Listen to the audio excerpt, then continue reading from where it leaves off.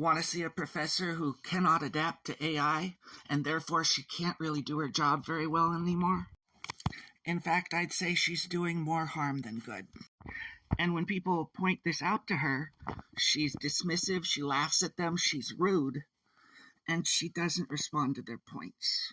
So allow me to respond to her non-response.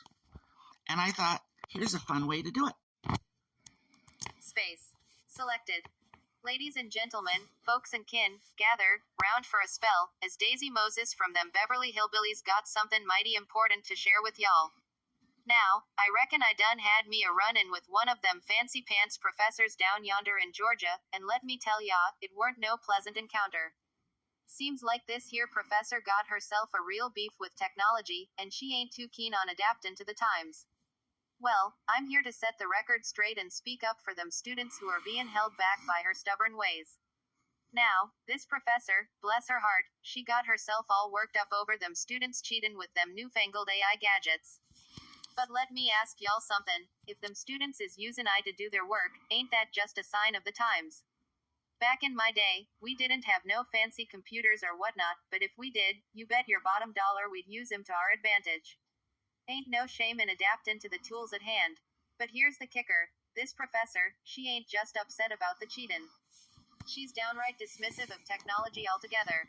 She scoffs at the idea of usin' AI to help with grade appeals and whatnot, like it's some sorta sin against education. Well, let me tell ya, that kind of closed-minded thinkin' ain't doin' nobody no favors.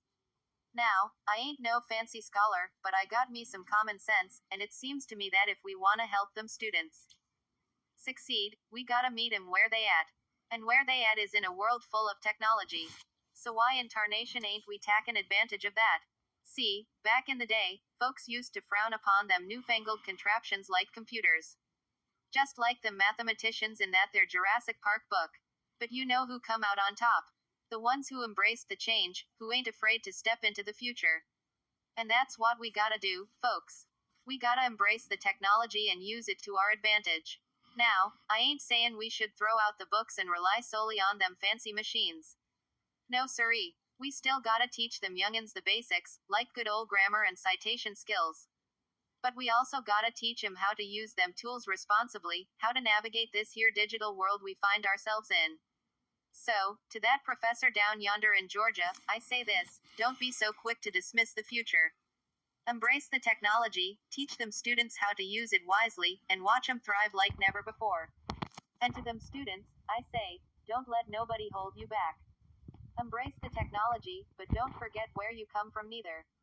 With a little bit of smarts and a whole lot of gumption, y'all can conquer anything that comes your way. Thank ya kindly for listenin', and remember, the future ain't something to be feared, it's something to be embraced. So let's saddle up and ride into it together, shall we? Yeehaw. Selected. Application end. I'd thank you for how you replied to my points, but you didn't reply, you didn't even try, you just laughed at me. It must be a joy, so much fun to be in your class.